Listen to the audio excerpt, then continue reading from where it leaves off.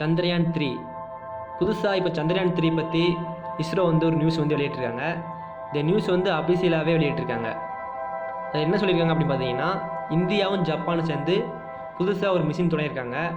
அது என்ன மிஷின் அப்படின்னு பார்த்தீங்கன்னா, நிலப்பரப்பில் இருக்கிற எல்லா சர்ஃபேஸையுமே ஒரு ஆய்வு செய்வதற்காக இந்த மிஷின் உருவாக்கப்பட்டிருக்கு.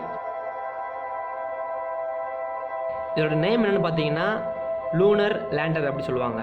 அதில் முழு பொறுப்புமே இந்தியாவை தான் சேரும். ஏன்னா அது முழு ஆய்வு செய்ய போகிறது இந்தியா மட்டும்தான். இதில் ஜப்பான் என்ன உதவி செய்வாங்கன்னு பார்த்தீங்கன்னா, இங்கேருந்து லான்ச் பண்ணுற ராக்கெட்டு ப்ளஸ் அங்கே இறங்குற லேண்டரு, இந்த ரெண்டு மட்டும்தான் ஜப்பான் உருவாக்கியிருக்காங்க. அதுக்கடுத்து போய் ஆய்வு செய்கிற இந்த ரோவர் இந்தியா தரப்பில் உருவாக்கப்பட்டிருக்கு. இந்த மிஷினோட ஆய்வு காலம் சுமார் 6 மாதங்களாக இருக்கும் அப்படி சொல்கிறாங்க. இதில் இந்தியாவும் ஜப்பானும் சரிசமமாக அமௌண்ட்ஸை ஷேர் பண்ணியிருக்கிறாங்க. பாதி அமௌண்ட்டு போட்டு இந்த மிஷினை தொடங்கியிருக்காங்க. இப்போ இந்த மிஷின் தொடங்கப்பட்டு 3 மாதங்கள் ஆச்சு. கூடிய சீக்கிரத்தில் இந்த மிஷின் மூணுக்கு லான்ச் ஆக போகுது. அதுக்கு இந்தியாவும் ஜப்பானும் ஒன்று சேர்ந்துருக்காங்க. இந்த நியூஸ் உங்களுக்கு பயனுள்ளதாக இருக்கும்னு நினைக்கிறேன். இதே போல் அடுத்த ஒரு நியூஸில் சந்திக்கலாம். வணக்கம், ஜெய்ஹிந்த், பாய்.